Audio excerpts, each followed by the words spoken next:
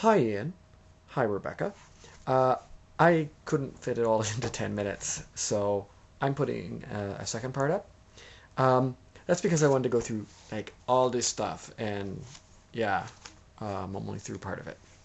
Um, you mentioned that, this sort of spending, the um, inconsiderate spending was a problem. Inconsiderate investing, of course, would also be a problem uh, tied to that egotistical lifestyle where you're basically only really concerned with whether your needs are met.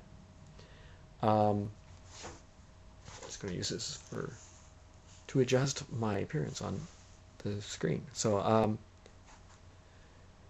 Uh, the problem, I'm not sure how you're going to get away from um, that sort of egotistical lifestyle. I mean, even if you consider on YouTube or basically pretty much any site that has uh, that's ad supported, and pretty much all of them are. I mean, unless you're doing a paid site, and honestly, the paid sites don't really have really large audiences. At least most of them don't, and those that do are ones that are have a large audience because they're a paper or a TV station or something where they have a pre-existing clientele that is in addition going to the web to get some additional information.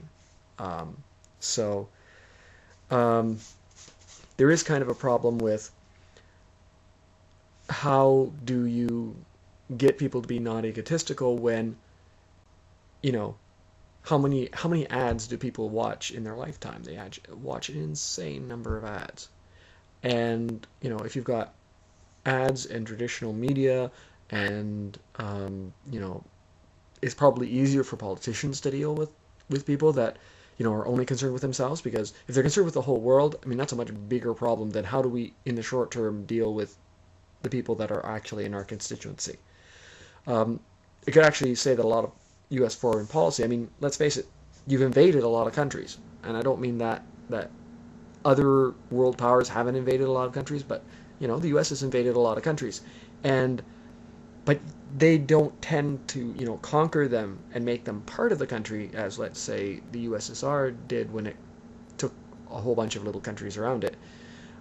Because you're a democratic country, that's not a good technique, because then you have to answer to those people. The people you invaded, you have to answer to them later. If you bring them into the country and make them part of it, then they get a vote, and so that's not a good thing.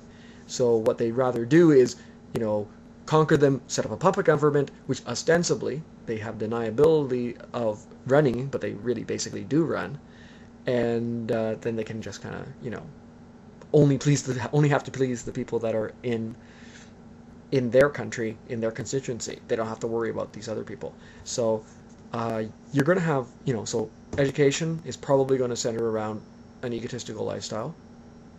Uh, you know, so I think you're really going to, you'll have some voices in on free media that's being paid for by ads talking about this, but media, those people are going to be, if they're really popular, will get, and I mean, let's say some of the YouTubers now, they're taking ads, because they become very popular, and therefore it's worthwhile for the ad companies to employ them, um, because they have a following.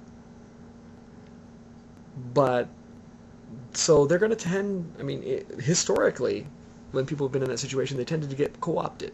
I mean, they tend to, uh,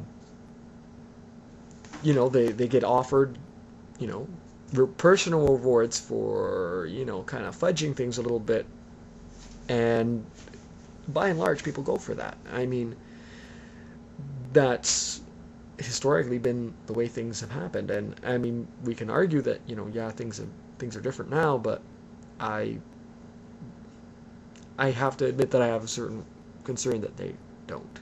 They haven't changed, and that it's going to be, more of young people getting rightfully upset with the way things are being run, and then, them find the system that exists finding some way of smoothing it over or co-opting the people that they need to co-opt of the group, and just basically keeping business not entirely as usual, but somewhat.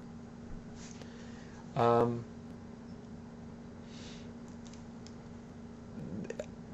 One of the aspects that got me thinking is you were talking about, the two types of donuts that you have available in the box, in the ballot box, and the that you were sort of not really happy with just having those two choices. Um, Now, it seems to me that even if you had like multiple parties, it's relatively easy for, I mean, even if you go to Europe where they have like 6 and 8 parties, you know, those politicians get bought off too. I mean, to some extent. I mean, they once the coalition or whatever group is that's put itself gets in power, they tend to get the lobbyists come in, and they know that they're going to have to get elected in a while. They need money to run their campaign, and the guy offers them some money, and if it's not going to look too bad, they have a tendency to go along because you want people to give you money for your campaign because it's expensive. It's really, really expensive to run a campaign, to buy media attention. Now maybe that can change if people will accept using uh, free media to find out about voters. You see, traditional media really doesn't want that because, of course, it means they lose advertising revenue and the free sites get ad revenue, and that's not something that they're keen on. And as long as they can, if they can have the political parties, I mean, traditionally, political parties have been in the same boat as any corporation. They've had to go and buy ad time. If we've decided no, that's okay, they can have free ads, um, you got to start thinking from the point of view of the media provider. Okay, well, so how many different people are we going to let advertise for free on our site? I mean, that's how we make our money, is by getting people to advertise on our site.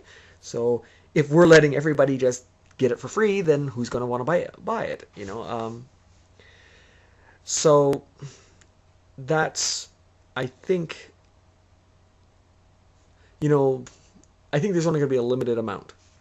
Maybe, I don't know if YouTube is going to make the political people who want to do this pay for essentially putting up an ad for themselves, an ad for their campaign on there, or is that going to be are they just going to eat that loss of revenue in order maybe to for goodwill?